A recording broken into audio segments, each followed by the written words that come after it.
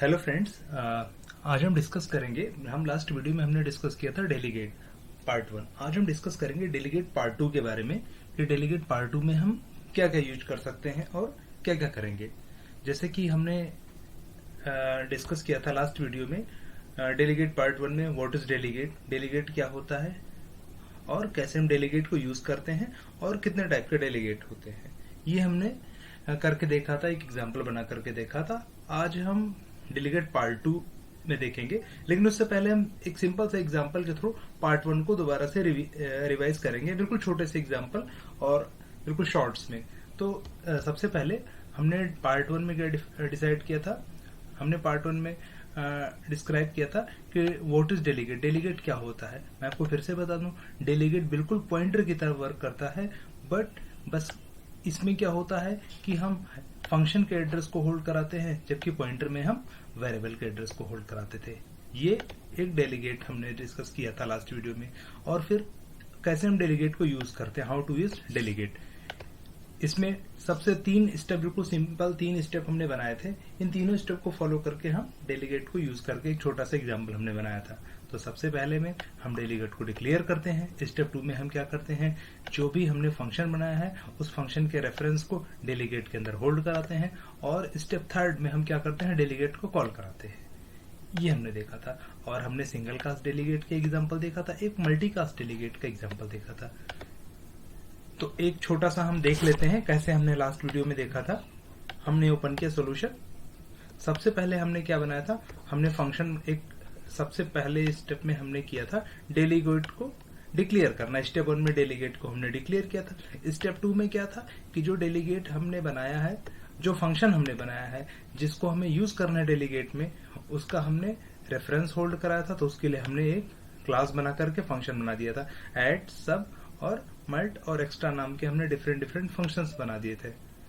बाद में हमने क्या किया था, हमने स्टेप 2 में इसी फंक्शन, जो हमने फंक्शन बनाया है, इसी का एड्रेस हमने होल्ड कराया था, जैसे कि ये देखिए मैंने करा रखा है। और स्टेप 3 में हमने क्या किया था, हमने सिंपल डेलीगेट को कॉल कर दिया था। तो ये 3 सिंपल स्टेप थे जिसके थ्रू हम डेलीगेट को अचीव करते हैं, डेलीगेट को देखते हैं। अब हम एक बहुत इंपॉर्टेंट टॉपिक पर आएंगे कि जैसे डेलीगेट हमारा एक सिंगल कास्ट डेलीगेट था, एक मल्टी कास्ट डेलीगेट था। ये आप लिखा देख रहे होंगे, सिंगल कास्ट और मल्टी कास्ट दोनों। एक थर्ड जेनरिक डेलीगेट है। जेनरिक डेलीगेट क्या होता है, इसमें हम डिस्कस करेंगे जेनरिक डेलीगेट क्या होता है, कैसे हम यूज करते हैं जेनरिक डेलीगेट को। तो जेनरिक डेलीगेट को 3 पार्ट में डिवाइड किया गया है। एक है फंक, एक्शन और प्रेडिकेट। इसको हम बोल सकते हैं कि इनबिल्ट डेलीगेट है। मीन्स ये कंपाइलर अपने पास ही डेलीगेट रखता है, मतलब हम ये बना बनाया सी शार्प में डेलीगेट होता है, फंक, एक्शन और प्रेडिकेट, जिसको हम यूज कर सकते हैं। हमें अलग डेलीगेट बनाने की जरूरत नहीं है। इसके लिए हम देखेंगे अपने वीडियो में कि हम कैसे आगे इसको यूज करते हैं। तो एक एग्जांपल के थ्रू मैं आपको समझाने की कोशिश करूंगा कि एक बार फंक, हम सबसे पहले फंक का डिस्कस करेंगे यहाँ पर, फंक। लेकिन उसके पहले छोटा सा हम आपसे डिस्कस करेंगे, एक बात डिस्कस करेंगे कि जैसे कि आपको मान लीजिए यहां पर एक ऐड फंक्शन कॉल कराना था। ओके, तो हमने क्या किया था कि ऐड फंक्शन, हमने पहले फंक्शन लिखा, फंक्शन के बाद में उसमें 2 पैरामीटर पास किए और थर्ड हमने उसमें रिटर्न टाइप दिया, i+j का रिटर्न टाइप। ये बिल्कुल देखते होंगे आप, ऐड नाम का फंक्शन है जिसमें 2 पैरामीटर है, i और j, और उसका एक रिटर्न टाइप है। तो मीन्स ये हमारा कंप्लीट फंक्शन है जिसमें ये हम चीजें देखते हैं। अब मान लीजिए इस फंक्शन को हमें यूज करना है, तब तो ठीक है कि एक से ज्यादा बार इस फंक्शन को यूज करना है। तब तो हमने डेलीगेट बनाया कि हमें यहां भी यूज करना है, किसी और जगह भी यूज करना है, कहीं और यूज करना है, हमें कई सारी जगह ये यूज करना है, तब तो इसके लिए बहुत बेटर वे है। लेकिन एक चीज आप खुद सोचिए कि मान लीजिए इस फंक्शन को खाली 1 टाइम यूज करना हो, कभी एक बार यूज करना हो, तो इसके लिए सी शार्प में कई सारी चीजें दी गई हैं कि आप इसको एक इस जगह ना लिख करके आप इसको रन टाइम यूज कर लीजिए, क्योंकि आपको 1 टाइम यूज करना है। तो जहां आप इसको कॉल कर रहे हैं वहीं कहीं यूज कर लीजिए, ताकि आपको दोबारा ये लिखना ना पड़े। तो इसके लिए एक बहुत अच्छी इसमें चीज दी गई है, एनोनिमस मेथड, एनोनिमस फंक्शन दिया गया है। एनोनिमस फंक्शन क्या होता है, एनोनिमस फंक्शन ये होता है या मेथड ये होता है जिसकी बॉडी तो होती है बट उसका नाम नहीं होता। मीन्स कोई भी फंक्शन है, कोई भी फंक्शन आप बनाते हो जिसकी बॉडी होती है, मीन्स जिसमें कुछ ना कुछ रिटर्न टाइप होगा, कुछ ना कुछ उसमें पैरामीटर होंगे, लेकिन उसका नाम नहीं होगा और वो इंडिविजुअल एक बार यूज करना हो तो आप बना सकते हैं। तो उसके पहले हम फंक के पहले ये बना करके एक बार एक सिंपल से एग्जांपल के थ्रू देखेंगे। जैसे मैंने ये ऐड था, इसको मैंने कमेंट कर दिया, यहाँ पर मान लीजिए मैं इसको कमेंट कर देता हूँ। और हमने अब डेलीगेट अपना जो बनाया है उसी में हम आकर के छोटा सा एक करके देखेंगे। हमने डेलीगेट ये माई DEL ये स्टेप 2 में हमने बनाया था जहां डेलीगेट को हमने यूज किया था। हम इसी के नीचे यही बना करके देखेंगे। हमने यही लिया my DEL OBJ my DEL equal to. अब इसमें लिखने का वे क्या है कि हम इसमें हमें 2 पैरामीटर पास करने हैं। सपोज हमने पास किया int I comma int J। बीच में इसमें हमेशा हम जब भी हम इसको बनाते हैं तो हम लैम्डा एक्सप्रेशन लगाते हैं। हमने लैम्डा एक्सप्रेशन लगा दिया। उसके बाद में करली ब्रेसेस के अंदर हमें क्या है, रिटर्न क्या करना है, रिटर्न हम कुछ भी करा सकते हैं। यहां हमें I प्लस J का सम चाहिए।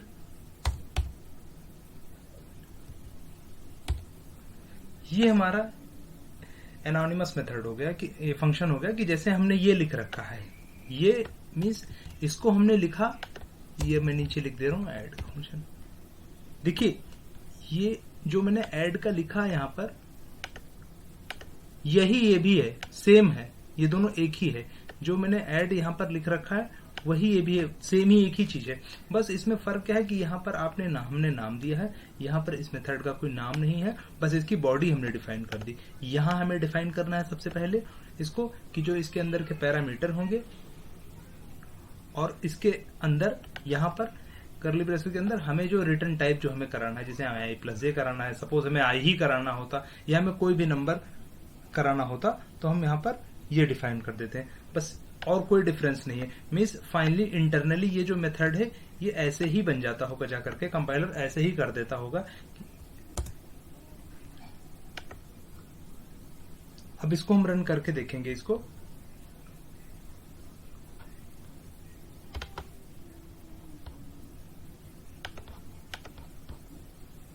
हमने ऐड वाला कमेंट कर दिया है, इसको रन करके देखेंगे किसका रिजल्ट क्या आ रहा है।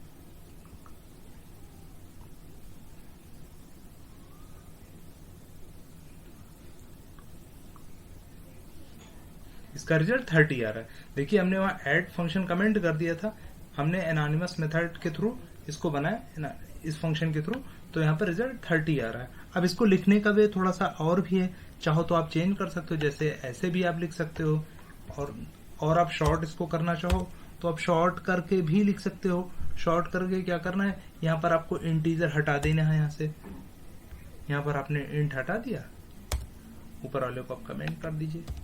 आप ऐसे भी लिख सकते हो, यहाँ पर I और J 2 आपने पैरामीटर दिए हैं, क्योंकि ये डेलीगेट में यूज होते हैं तो ये अपने आप, क्योंकि हमने यहाँ ऊपर डिफाइन कर रखा है, सबसे ऊपर जहाँ डेलीगेट डिक्लेयर किया है कि पहला इंट है और दूसरा भी इंट है, तो अपने आप कोई भी आप पैरामीटर दोगे, X Y Z A B C किसी का नाम भी दोगे तो बाय डिफॉल्ट वो समझ लेगा कि ये इंटीजर टाइप का है, क्योंकि आपने स्टार्टिंग में डिफाइन कर दिया। और भी शॉर्ट तरीके से आप यूज कर सकते हैं, जैसे आप रिटर्न ना लिखना चाहें, आपको बड़ा लग रहा हो तो आप इसको शॉर्ट कर दें और छोटा कर सकते हैं इसको।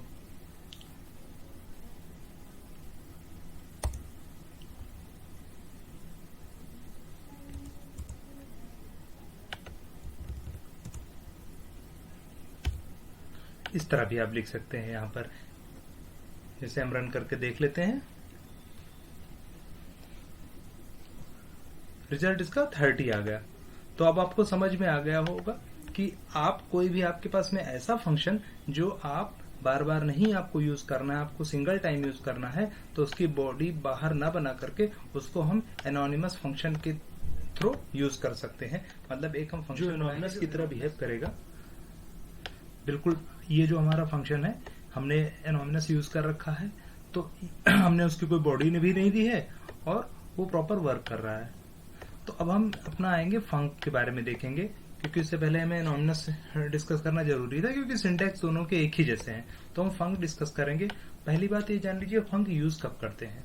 फंक के लिए कुछ कंडीशंस होंगी कि इसको किस कंडीशन में यूज करें। तो मैं बताना चाहूंगा आपको कि फंक बिल्कुल जब हमारे पास में जैसे कोई भी फंक्शन हमारे पास में है जिसका रिटर्न टाइप होना ही होना है, तो फिर हम इस टाइप के इस कंडीशन में फंक यूज करेंगे। जैसे कई बार हमारे पास में ऐसे फंक्शंस होते हैं जिनका रिटर्न टाइप नहीं होता, तो हम उस जगह नहीं, जैसे ये फंक्शन हमारे पास में इसमें रिटर्न टाइप है i+j या जो, तो उसमें जहां भी रिटर्न टाइप 100% होना ही है वहां हम फंक यूज करेंगे। तो अब हम एक छोटा सा एग्जांपल लेकर के देखते हैं फंक के लिए। इसको हम कमेंट कर देते हैं। हमने डेलीगेट को भी इसको कमेंट कर दिया। हम सेम नाम का ही बनाएंगे ताकि आगे हमें चेंज ना करना पड़े। तो जैसे हमने बनाया फंक, फंक हमने लिखा। जैसे देखिए इसमें साफ साफ लिखा हुआ आउट टी रिजल्ट, मतलब जो फंक हम बनाएंगे उसमें हमें रिटर्न टाइप रखना ही पड़ेगा, जो जैसे हमने इंट लिख दिया। अब इसका मतलब ये हो गया कि जो भी फंक है उसमें एक रिटर्न टाइप होगा जिसका टाइप इंट होगा। यहाँ पर एक से ज्यादा हो सकती है वेरिएबल, जैसे इंटीजर और हो सकता है, इंट हो सकता है, स्ट्रिंग हो सकता है, कुछ भी हो सकता है। हमेशा आपको ध्यान रखना है कि जब भी आप फंक डिफाइन करें, जो सबसे लास्ट वाला होगा, हमेशा सबसे लास्ट वाला होता है वो रिटर्न टाइप होता है, और जो बाकी उसके पहले वाले होते हैं ये सारे पैरामीटर होते हैं कि ये हमें पैरामीटर पास करना है। जैसे कि हम एक फंक्शन को उठा करके देखें तो ये हमारा रिटर्न हो गया i-j, तो हमारा रिटर्न टाइप इंटीजर टाइप का है, और ये हमारे पैरामीटर हो गए इंटीजर i इंटीजर j। तो फंक में यही ध्यान रखना है कि जो सबसे लास्ट में होगा वो रिटर्न टाइप होगा, जो उसके पहले होंगे वो सारे हमारे पैरामीटर होंगे। तो एक हम बनाते हैं, इसमें हम इंट और इंट, 3 इंटीजर हम लेते हैं। नाम हमने वही रख दिया।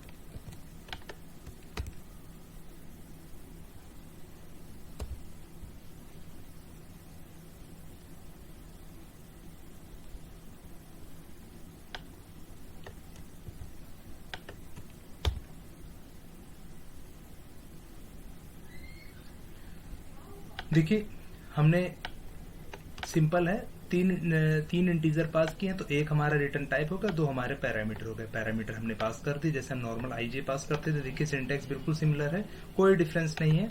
आप इसको रन करके देख सकते हैं। 30 आ गया।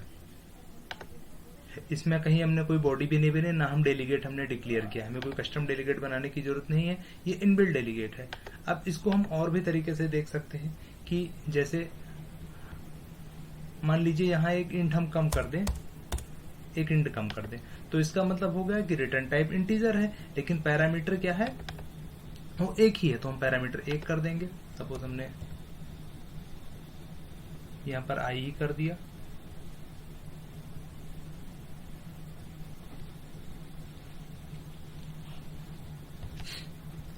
और हमने i+i कर दिया इधर।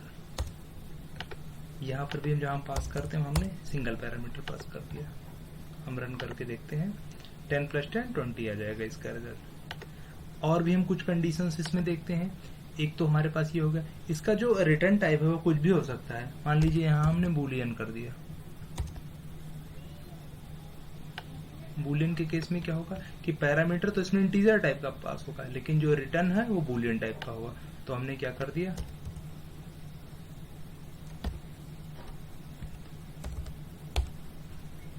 और यहां हमने बूल कर दिया।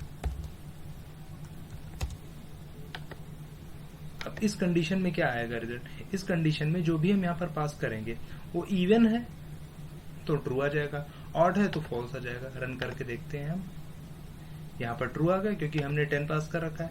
अभी हम यहाँ पर चेंज कर दें, पैरामीटर 13 कर दें, तो 13 के केस में ये फॉल्स आ जाएगा। तो इसमें कुछ भी हो सकता है रिजल्ट। अब एक चीज मैं आपको और बताऊं, मान लीजिए इसको मैं इंटीजर ही कर दे रहा हूं, प्रिंट कर दे रहा हूं। ये इंटरव्यू में पूछा जा सकता है कि मान लीजिए यहाँ पर आपने एक पैरामीटर, सिंगल पैरामीटर पास कर दिया, तो क्या होगा, इस केस में क्या होगा। तो सिंगल पैरामीटर आपने पास किया है, तो बिल्कुल 100% आपने सिंगल पैरामीटर पास किया है। तो मतलब ये जो इंटीजर है, ये रिटर्न टाइप है, ये पैरामीटर लेस हमारे पास में फंक्शन है। तो पैरामीटर लेस है, तो हम इसमें आई की जगह कुछ नहीं पास करेंगे। और यहाँ पर अब रिटर्न टाइप इसका इंटीजर है, तो हम कोई भी इंटीजर वैल्यू दिखा देंगे। मान लीजिए हमने 20 यहाँ पर दिखा दिया, और यहाँ से हम कुछ भी नहीं पास करेंगे। मीन्स कहने का मतलब है कि हमने खाली इंट डिफाइन कर रखा है यहाँ पर। तो ये जो फंक है, ये तुरंत समझ जाएगा कि हमारे पास में कोई रिटर्न टाइप तो इंटीजर टाइप का है, लेकिन जो हमारा पैरामीटर है वो पैरामीटर लेस फंक्शन है, मीन्स कुछ भी नहीं है। अब आप इसको रन करके देखिए, तो यहाँ पर 20 आ गया। तो सिंपल से एग्जांपल की तो फ्रेंड्स हमने देखा। इसमें कोई डाउट्स आपको लगता है, कुछ इशू लगता है, तो आप कमेंट सेक्शन में लिख सकते हैं। ये सिंपल एग्जांपल हमने फंक का बना करके देखा और यूज किया। अब अपने नेक्स्ट वीडियो में डेलीगेट और एक्शन ये दोनों यूज करके देखेंगे कि कैसे यूज करते हैं और किस कंडीशन में इसको हम कहाँ हमें यूज करना चाहिए। Okay friend, thank you so much.